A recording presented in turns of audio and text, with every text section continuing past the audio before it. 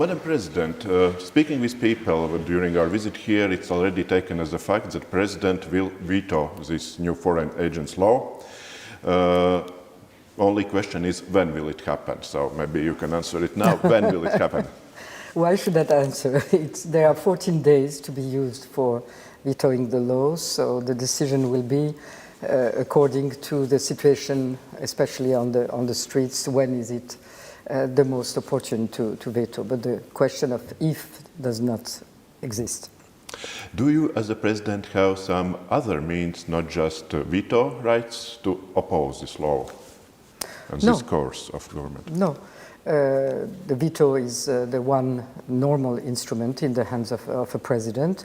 Here the problem is that to override the veto, they need the exact same amount of votes that they have had to adopt the law. So there is no question, especially that we by now have a totally monolithic majority that votes on everything like one man, and on the decision of one man. So we are in a typical Russian vertical of power. So I have no doubt about what will happen when I put the veto. But the veto is more the representation in a legal form of the will of the people, and it's important that it's put down as a marker. The power of the president in the end will not be the power of the president, it will be the power of the people that will express themselves in the elections, 26th of October, and that is the time when the people will be given the possibility to vote for those that promise to reject all the Russian laws. Because we don't have one Russian law, we have many Russian laws. Can you please explain how is it possible that a country that has been on its European road for several years, several decades already, now has a government that slows it down and restricts it? It's not explainable, it's not understandable, especially that this government, but by now we understand that they are lying to the people, but they came on this program to bring Georgia into the European Union. They were, this party were the one that enshrined in the Constitution the European and Euro-Atlantic Path and told us all, the different institutions, including the President, that you have to make all efforts in order to bring Georgia into the Euro-Atlantic and European integration. And so the same people are now disregarding all the recommendations of the European Union and are taking laws, and again, not only this Russian law, are taking laws that are running against everything that the European Union stands for, whether it's the electoral code, whether it's this new law on offshore that makes Georgia a kind of hybrid territory, and not very understandable, and not only laws, but the methods of governing, absolute lack of transparency. That's a word they're using every day, but nobody knows in the country who is governing really, who is taking decisions. The only thing we know is that everybody is just repeating one same message box. So that's also a Russian vertical and a Russian way of governing. And what we see on the streets these days, the intimidation, the harshness of the repression, the use of non-police forces. Police forces are behaving as normal democratic police force, but the non-police forces have no marking, they cannot be identified, and they're used officially by the state structures to repress people. So all of that makes this very Russian-oriented or Russian-like government or authorities, and there is no explanation whether it's pressure from Moscow, it's the determination of Moscow that at this medium pass between the candidate status and the accession negotiations that had to start, they want to cut it short. And they put pressure on the authorities, or whether it's the inner decision of whoever is in power, Mr. Ivanishvili, that has had a speech that frightened everyone on the 29th of April. What is the explanation, in fact, is not very important. It's what we see, it's the facts, and that's what has to be stopped.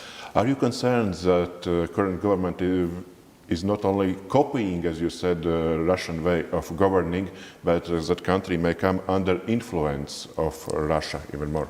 It's the same thing.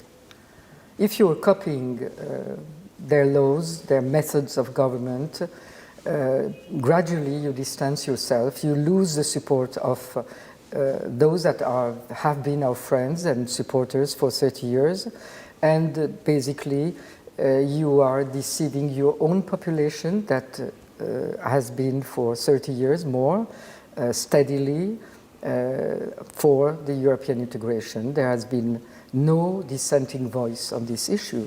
So you're just really losing your people and losing the trust, and you're being unfaithful to what you have been elected for. At this situation, how can Western countries, Baltic countries, what kind of help can they provide? You just had a meeting with Baltic and Russian foreign ministers. Maybe you also touched this question. So what is it the Georgian people and also Georgian opposition, Georgian civic society is expecting from Europe, Western countries, from European Union at the moment? Well, they cannot do the job before us, and we have to make the decision. What I'm telling them is that they have to listen to the voice and to the choice of the people. Today on the streets, but of course that's not measurable, but tomorrow, and it's tomorrow, 26th of October, we have elections, and in the elections the Georgian people will say whether they want Europe or they want something else, and it has to be a very clear choice. And that is a choice that the Europeans should look at and make their decision in view of what a democratic choice will tell them. We've been talking to protesters for several days now, and we also asked this question about elections, and they are really worried that elections will not be held fair because Georgia's Dream has a lot of influence on election committee and that there can be some mismanagement of voices. Do you believe, that the elections will be held just and... No, they will want to rig the elections. I have no doubt about that. The way they are behaving, they continue to behave. But I'm very confident that if we have the mobilization that we're seeing now on the streets, there are 500,000 new voters, new young voters, that are the ones that are going to determine the election. We also have 1 million voters, as it was the case in Moldova, in the diaspora, that can make a very big difference. And the history of this country is that when the people and the mobilization is at its best, then nobody can rig the elections enough to override the will of the people. So we have to be more convinced, would say, of the strengths of the people. And of course we have to take all measures, and certainly our partners are much awaited and welcome to come and observe and be present. Presence is very important, not only on the last day of elections, because it gives the sense of support. We are a small country, you know what it means, and to see that we are not isolated, that we are still at the center of attention despite the major crisis and the war in Ukraine, but still that nobody forgets the fight that is ongoing here. We have no war here. We are not Ukraine, and I want again to share my solidarity with Ukraine, but we are confronting a hybrid war with Russia, which is no less dangerous, not only for us, but also for the future of Europe. So we are fighting here on the forefront. Georgia has been fighting on the forefront for defense of Europe for many centuries, and this is a peaceful fight which will end in the elections, and we need all support possible. How do you see how will situation develop until the elections? What will happen on the streets, on political scene? I mean, is it possible that there is some scenario like revolution, like Maidan in Ukraine, or maybe the protests will be suppressed like we saw in Belarus? What's your prognosis? I think it will be, I don't like prognosis because I'm not in that job. But if you ask me my conviction and what I will try to do as a president, who at this stage has quite some trust in the population, I will try to lead them through this very difficult period to peaceful elections. That's our best chance. I don't think that the chance of Georgia would be to repeat either Maidan. We've had that type of already in the past. So at this stage, and given the geopolitical environment, our best chance is to prepare, seriously prepare for elections that are going to be a referendum. So it's a different kind of election. We'll vote for Europe or we'll give away our future. So it's a very important. We have almost, 5 months exactly to prepare for that. There is work for everyone. Speaking of work for everyone, we had also some experts saying that Georgia's dream is not strong, it's opposition that is weak and divided. Is it possible that opposition political powers will consolidate in some kind of bloc to oppose, to be more stronger for the next election?